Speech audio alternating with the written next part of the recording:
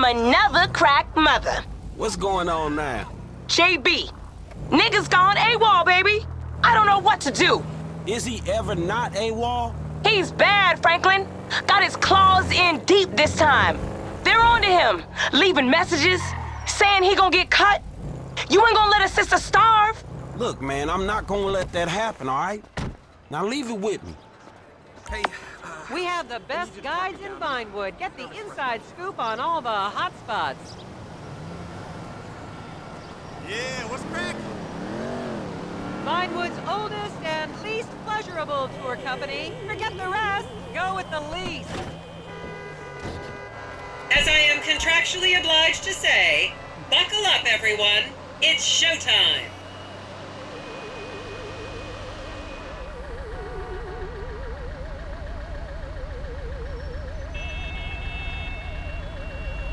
Vinewood is often referred to as the anal bleaching capital of the world.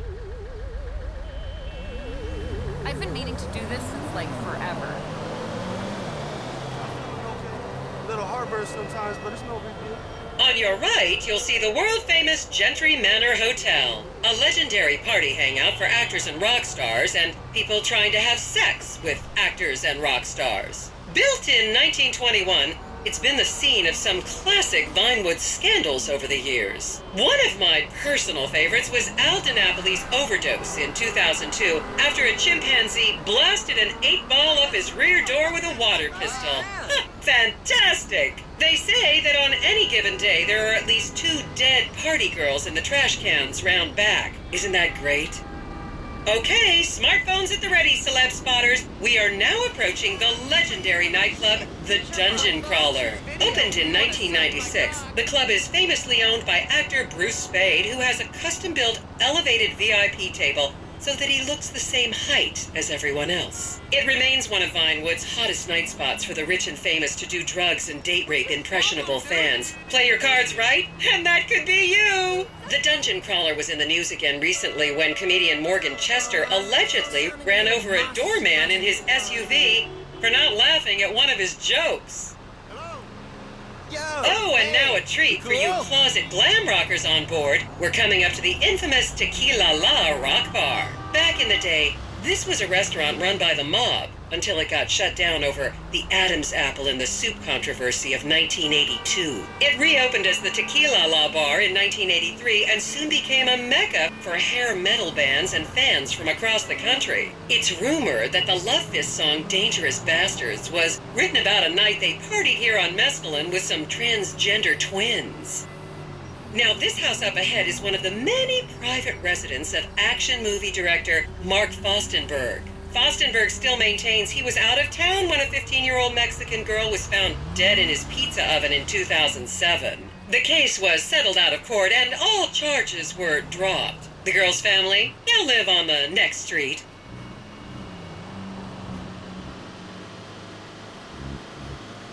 So this is the house of television exercise guru The Craze. You might have seen him degrading himself recently on Rehab Island. Do any of you remember the 80s? Huh, strange times. People didn't go to the gym back then. They did jumping jacks in front of the TV and leg warmers and headbands. The Craze swapped his gold lame leotard for a crack pipe in the 90s, but is reportedly now clean and in the best shape of his life. That's Vinewood's code for he's trying to make a comeback.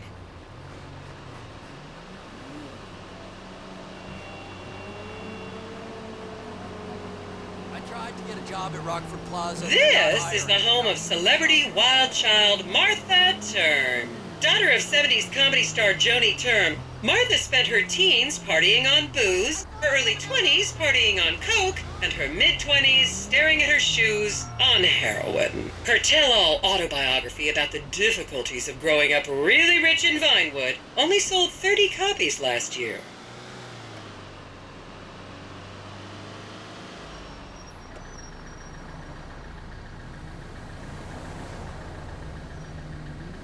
Where's my camera? This can't be real. What a beautiful machine. So he's like a totally important how do you filmmaker, say? and this country totally needs to hear the story like right fucking now.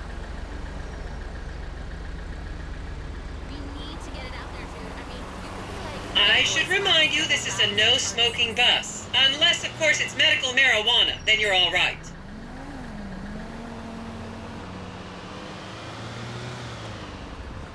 I love this place.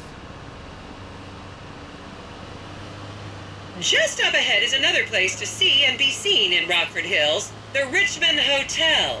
An iconic entertainment industry hangout, sleazy producer types have been promising to make young girl stars here for over 100 years now. Not gonna lie, I did some shameful things in that lobby bar in my youth, but I've put that period of my life behind me now.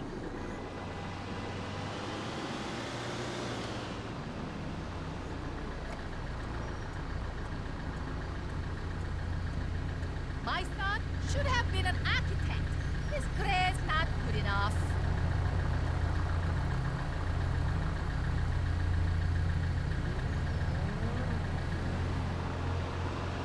I'm so glad there are researchers who keep tabs on this stuff.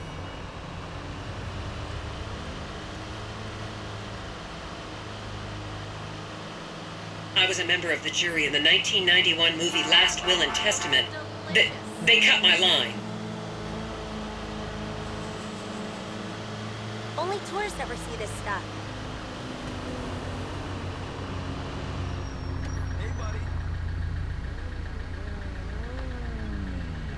No, I can't hang out. Is it me? Going to a Or dance is floor. everyone in this city off their rocker? Hey, I'll be watching you! For sure.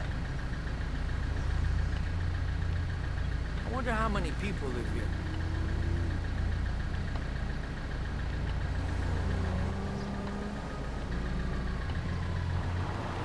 Is everyone having fun? It's gonna be all white kids again?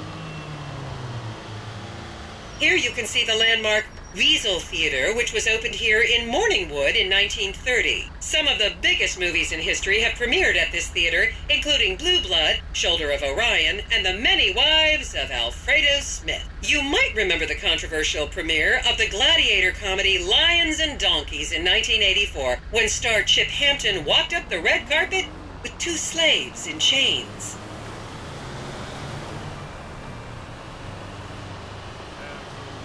I think she's smoking my friend. I take a picture of this.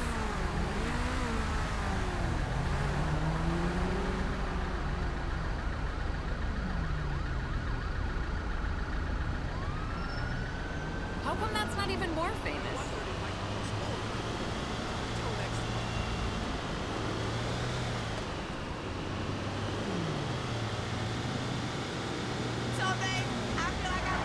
How do you even think of something like that? For sure.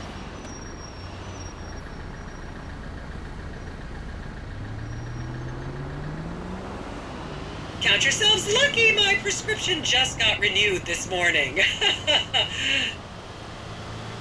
what's up? How you doing? And now to our left, ladies and gentlemen, is the famous Richards Majestic Studios. The product placement for classics like Nelson and Naples and Rum Runner, and the not-so-classics like Vinewood Zombie and Shoulder of Orion 2 was shoehorned into the final edits right behind those very gates. Everyone has a favorite Solomon Richards movie. An American Divorce really helped me through a difficult time when I was bankrupting my first husband. Oh, come on, don't people in the Midwest watch movies? You must have seen Defender of the Faith. No? Wow, tough crowd.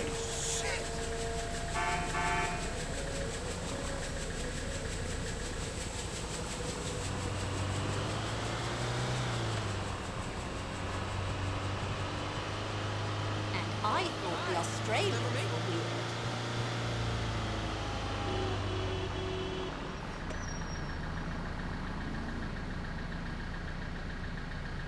This is what makes America great. Do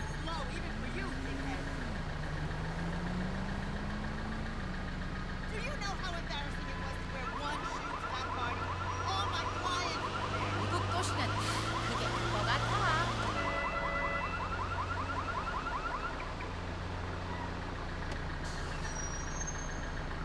Just up ahead on the right is where Delancey Medua's septon fell out after a ketamine party.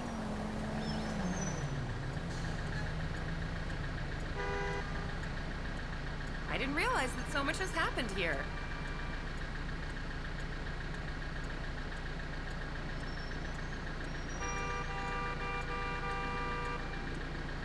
Wow, they don't have stuff like this in my neighborhood.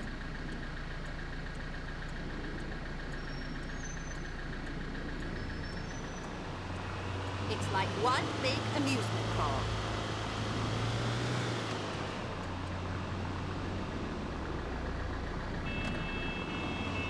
Remember, these people are rich and beautiful. That makes them better than us. Okay, people, get those cameras out. This is Portola Drive. You won't get a better chance to spot a celebrity in its natural habitat. As you can see, the recession hasn't hit this part of town very hard. These are some of the most offensively high-end designer stores in the country. And now, some fun trivia for you.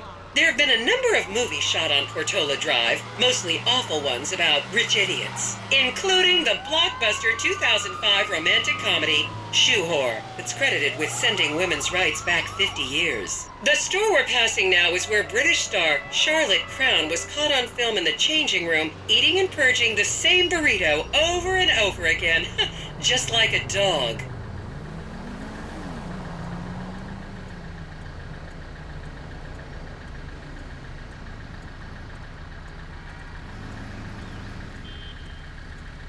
I love this place.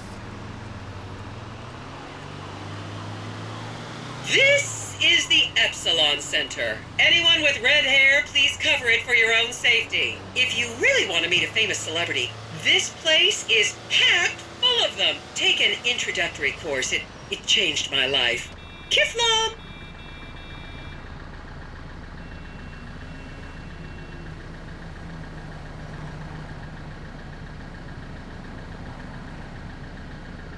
My son should have been an architect. His grades not good enough.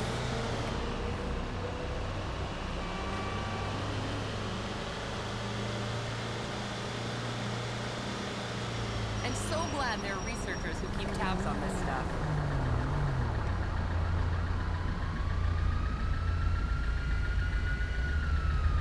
Keep those cameras out and fingers on the trigger. Celebs are skinny and fast.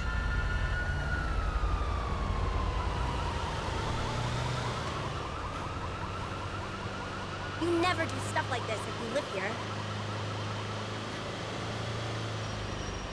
Man, it's been a long time, cousin.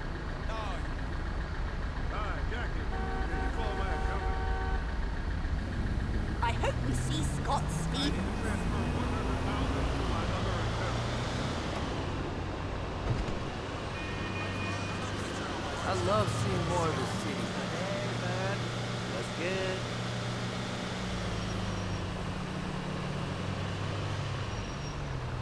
To the left, you'll see a spot where a pizza boy claims that Play PG Jackson asked him to remove his shorts.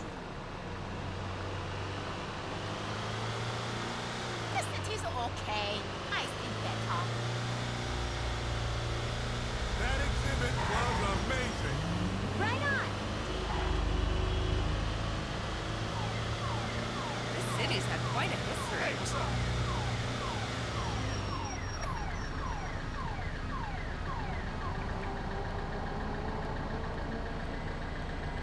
I was born in East LS, and I never knew this was here.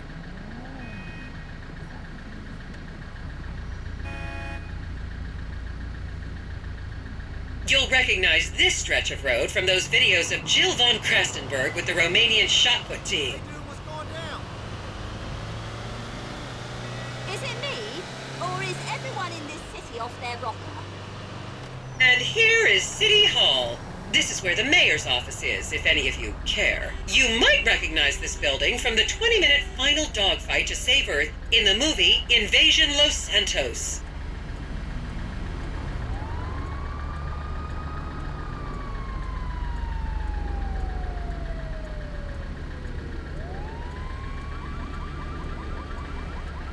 So much history here.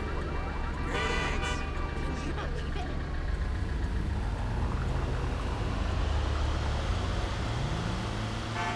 She is the worst casting Gangbanger back director. We in the need a day. pickup. Put photo on the computer.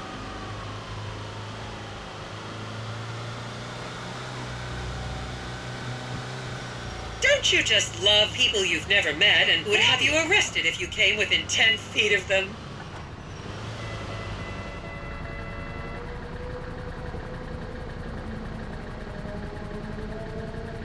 This city gets a really bad rap. It's not shallow at all.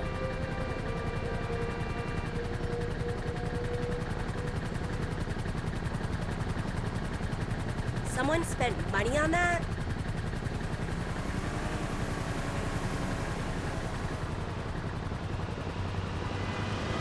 Is that it?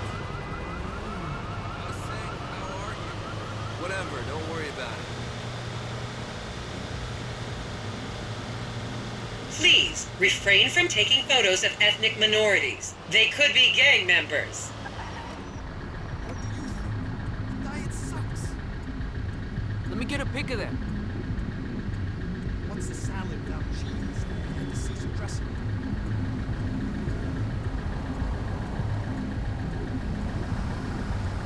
You take that. Hot in here.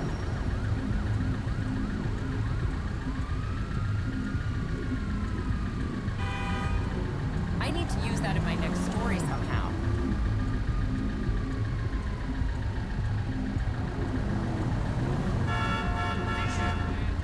The next corner is where actor Scott Stevens famously prolapsed after a failed party trick. Jesus! How do you even think of something like that? Now you got that. Nice whip.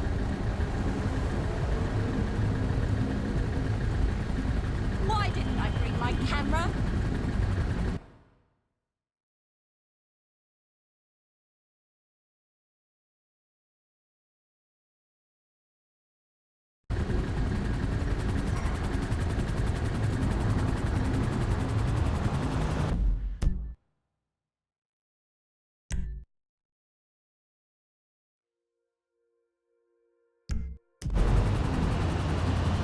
That's nice.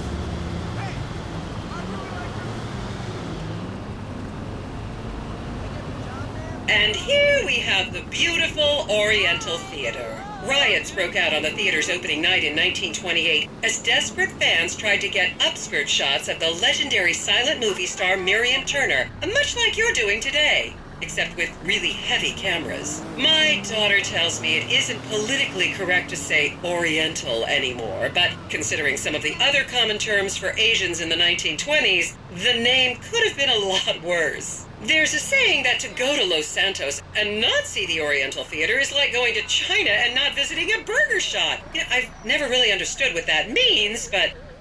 And here we are, back on the strip. As they say in Vinewood, that's a wrap, folks. I hope I managed to take your minds off the economic downturn for just a little while. I'd like to remind any Europeans that 1% is an insult, not a tip. Enjoy the rest of your vacation.